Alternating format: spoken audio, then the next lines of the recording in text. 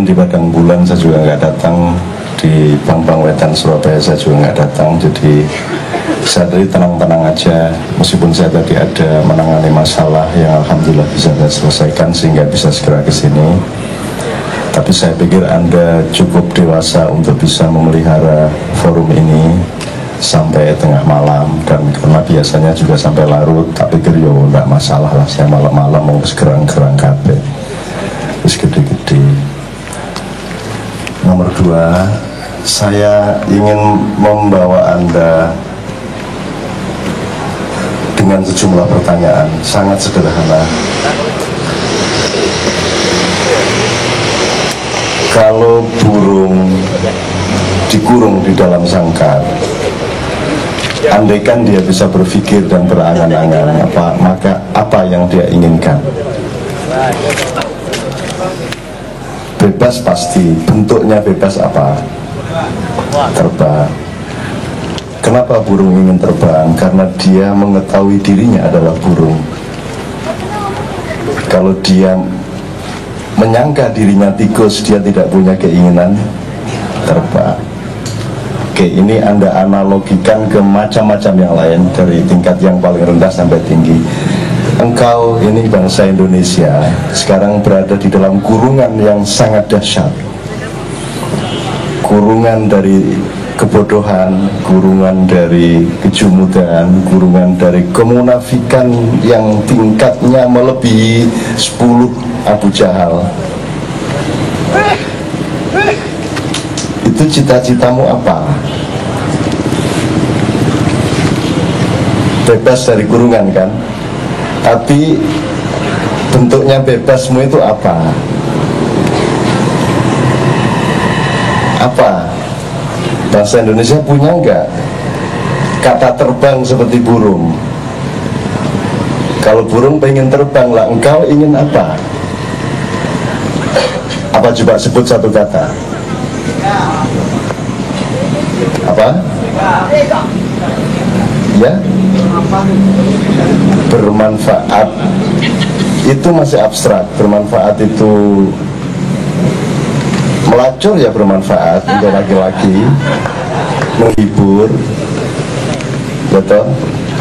Jadi wanita cantik jalan di Tamrin, di pinggir jalan telanjang, itu ya bermanfaat. Banyak orang yang dari lapar menjadi tidak lapar karena memandang tubuhmu yang indah. Manfaat itu masih abstrak. Jadi maksudku, terbangmu apa? Menjadi diri sendiri. Siapakah dirimu? Ya?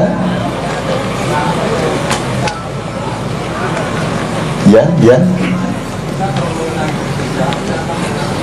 Ya, siapakah dirimu? Ciptaannya. Itu masih abstrak karena debu juga ciptaannya, batu juga ciptaannya, malaikat juga, jin juga. Lah engkau ini siapa? Khitoh lebih abstrak lagi.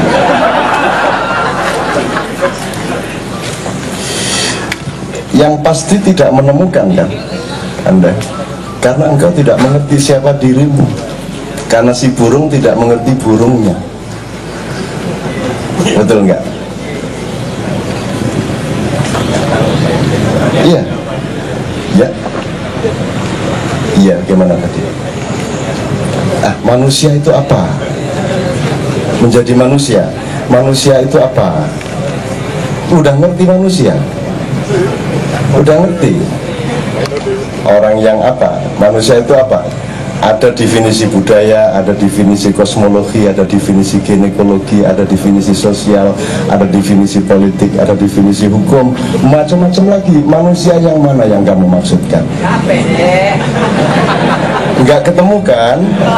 Karena problem bangsa Indonesia nomor 1 adalah sama sekali semakin tidak mengerti siapa dirinya. Jelas ya? Jadi cita-citanya orang se-Indonesia cuma satu, punya duit banyak. Amin. Betul enggak? Nah kan? Cuman itu. Jadi saya ingin bilang sama Anda, ini pertanyaan sebelum saya menjelaskan sesuatu, saya tanya dulu supaya dasar berpikirnya jelas. Ingat ya, ketika saya bilang seluruh Indonesia cita-citanya cuma satu, duit lebih banyak. Apa itu pengasuh anak yatim, apa itu jaksa, apa itu pengacara, kiai, dan tukang ojek payung, Pak. Tukang ojek payung sama cita-citanya. Tidak ada bedanya satu sama lain, apa dia politisi, apa dia ulama, apa dia intelektual, sama cita-citanya, duit lebih banyak. Jadi pemberitahuan saya pertama adalah umat manusia, makhluk manusia ini sedang menjadi bahan tertawaan habis-habisan di antara konstelasi semua makhluk-makhluk Tuhan yang ada di alam semesta sekarang ini. Anda ini sedang menjadi tertawaan habis-habisan. Siapakah yang mentertawakan Anda? Nanti saya akan ceritakan. Tapi di antara seluruh dunia ini yang paling menjadi bahan tertawaan dari manusia di dunia adalah bangsa Indonesia. Dan di antara bangsa Indonesia ini siapakah kelompok yang paling menjadi bahan tertawaan? Siapa yang mentertawakan elit? Semua orang ikut mereka. Orang miskin mentertawakan siapa? Mereka mayoritas kok. Itu pertanyaan kedua. Jangan-jangan kita yang jadi bahan tertawaan seluruh Indonesia. Ngapain malam-malam di sini? Ndak laku di televisi, ndak laku di koran, betul ndak? Ya toh? Anda menjadi bahan tertawaan utama. Percayalah kepada demokrasi, tetapi waspadalah kepada orang yang bilang demokrasi kepada Anda. Oke? Dicatat baik-baik. Percayalah kepada pluralisme dan toleransi antar perbedaan-perbedaan, tapi hati-hati kalau ada orang ngomong perbedaan dan toleransi kepada Anda. Percayalah Declaration of Independence dari Amerika Serikat, tapi jangan percaya kalau Amerika Serikat ngomong itu kepada Anda. Oke? Percayalah kepada media massa, kepada kelompok-kelompok politik kalau ngomong demokrasi kerakyatan, tapi ketika mereka ngomong sama Anda, hati-hati. Sebab buktinya Anda tidak diterima. Anda ini menerima siapa saja dan Anda tidak diterima oleh siapa saja. Jadi Anda ini bahkan ditertawakan oleh siapa saja. Nek gak wong gendeng kan duwe penggawean, sapa gelem lungguh bengi-bengi udan-udan. Ya. Ini kita sedang menertawakan diri sendiri. Oke, saya akan percepat karena waktunya sudah larut. Apakah menurut Anda, tolong setiap poin tadi nanti diperpanjang sendiri di rumah ya, untuk ijtihad pribadi Anda. Apakah menurut Anda yang ada dalam hidup ini hanyalah yang tampak oleh mata Anda? Ataukah yang tidak tampak oleh mata Anda itu juga mungkin ada? Yang mana ini? Apakah yang tidak tampak itu mungkin ada? Anda percaya Anda punya nyawa? Percaya. Lebih penting mana nyawa Anda dengan sebelah tangan Anda? Nyawa. Apakah Anda bisa melihat nyawa Anda? Tidak. Oke. Kalau di deret ada nyawa, sukma, jiwa, hati, nurani, kalbu, semua tidak tampak. Oke. Dan itu semua lebih penting daripada kaki Anda, daripada mata Anda, daripada telinga Anda. Betul tidak? Oke. Apakah makhluk itu selalu yang bisa Anda dengar melalui telinga Anda? Yang selalu bisa Anda raba dengan telapak tangan Anda? Enggak kan? Oke. Ini pertanyaan untuk supaya saya berceritanya nanti jangan disangka saya bermistik-mistik gara-gara udah nggak bisa rasional lagi terus mistik-mistik. Enggak, saya cuma ingin Anda percaya sama SMS. Apakah huruf-huruf itu melayang-layang terus jatuh ke handphone Anda? Enggak kan? Apakah telegraf itu hurufnya nyantol-nyantol di kawat-kawat seluruh dunia terus jatuh ke kertas printer? Dia kan transformasi, detransformasi, retransformasi, kan begitu? Betul enggak? Jadi rumus-rumus 0101 Anda tulis A itu nanti diterjemahkan rumus ini dia dibawa oleh suatu frekuensi, ditangkap oleh receiver handphone Anda, dia diterjemahkan kembali menjadi huruf-huruf sesuai dengan pengirimnya. Anda percaya ada makhluk seperti itu? Percaya? Percaya ya? Jadi bukan hanya Anda loh makhluk itu. Percaya ya? Oke, jadi sekarang saya ingin mengajak Anda dikit-dikit. Jadi di bumi ini ada 3 makhluk di luar setan, jin, malaikat. Ya. Jadi percaya enggak bahwa ada makhluk yang hidupnya dalam frekuensi? Percaya? Jadi dia tidak berupa materi. Kan dalam fisika ada materi, energi, cahaya. Lalu lintasnya adalah frekuensi. Anda percaya ada makhluk yang hidup dalam frekuensi? Anda percaya ada, yang paling gampang, Anda percaya ada makhluk yang tidak perlu bernafas karena dia pakai insang, maka dia bisa hidup dalam air. Percaya ya? Kalau Anda percaya ada makhluk bisa hidup dalam air, percaya enggak Anda bahwa ada makhluk yang bisa hidup di dalam tanah? Percayalah, sip. Berarti jalan berpikirnya sudah jelas ya. Sekarang saya ingin kasih tahu Anda, di bawah bumi 400 meter ini ada makhluk Allah yang teknologinya 1000 kali lipat lebih canggih daripada teknologi Anda manusia. Satu.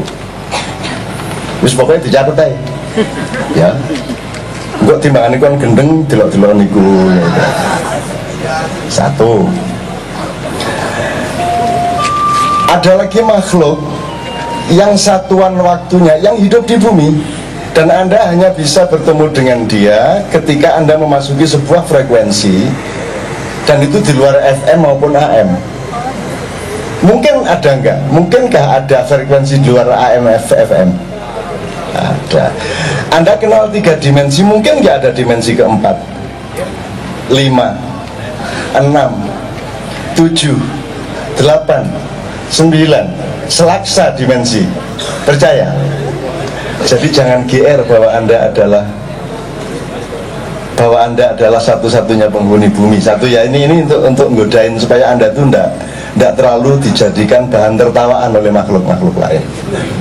Oke.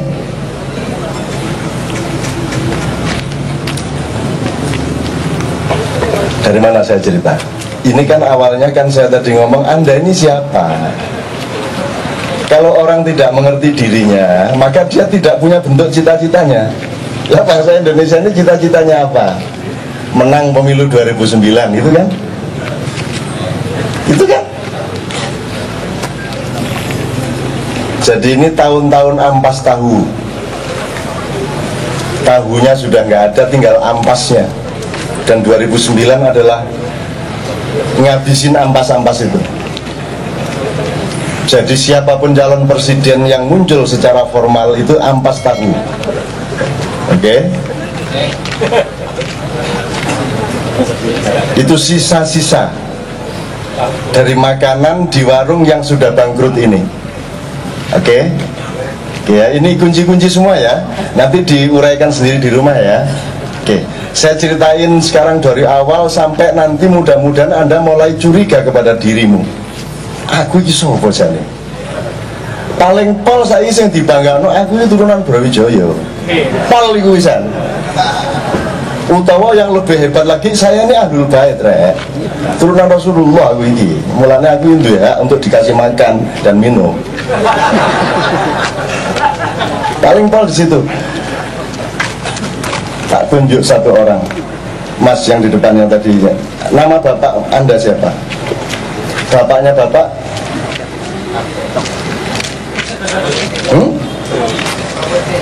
Bapaknya kakek? Bapaknya kakek? Nggak tahu. So, begitu sempit sejarah Anda. Kita sini dikit udah nggak tahu. Kemarin di televisi ada features tentang Super Semar, terus ada anak SMA di jalan ditanya, "Dek, tahu Super Semar nggak?" Apa ya? Kayaknya nama koperasi deh. Nah, ya. nyenengno. Coba. Saya dulu pernah kasih rumus agak spekulatif ya. Tahun 70-an orang masih punya ruang berpikir untuk ingat 5 abad yang lalu. Orang masih berpikir Brawijaya, Raden Patah Demak, ya, Sultan Hadiwijaya, Kerajaan Sriwijaya. Orang masih punya ruang. Tahun 70-an, 80-an, aduh kejauhan deh. Kita 50 tahun aja. Ya, jadi mereka masih ingat angkatan 28. Angkatan 45 masih bisa. Tahun 90-an alah kejauhan lah. 5 tahun aja deh. Jadi orang tahun 90-an ingetnya itu 5 tahun yang lalu pol. Nah orang tahun 2000-an 5 hari yang lalu udah lupa. Udah lupa. Sudah lupa ini. Berita 3 hari yang lalu Anda sudah lupa. Karena apa? Karena dirimu dipenuhi oleh ketidakikhlasan, tidak terpenuhinya hak-hak hidupmu yang mendasar. Betul enggak? Dendam di bawah sadar yang terus-menerus. Mending Cina ngerampok bareng sak negara. Kalau di sana ada ribuan produk dari seluruh dunia dibikin di Cina. Ada BMW persis dari Swedia dibikin di Cina dan mereknya ya BMW, cuma dipakai oleh orang Cina. Kalau mereka disalahkan, mereka bilang, pemerintahnya bilang, lah ya rakyat saya kan juga ingin merasakan BMW lah, tidak mungkin rakyat saya beli BMW, maka ada temennya yang bikin supaya bisa merasakan. Semua produk ada.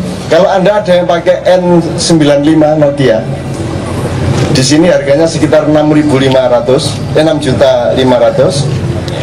Itu Anda bisa beli di Guangzhou, Anda bisa beli di Shenzhen, itu harganya sekitar 1.300.000. Anda tahu handphone Virtu? Itu kalau di sini harganya 105 juta, itu Anda bisa beli di situ 1.300.000. Dan persis bahannya sama, bobotnya, beratnya, onnya sama, fungsinya sama.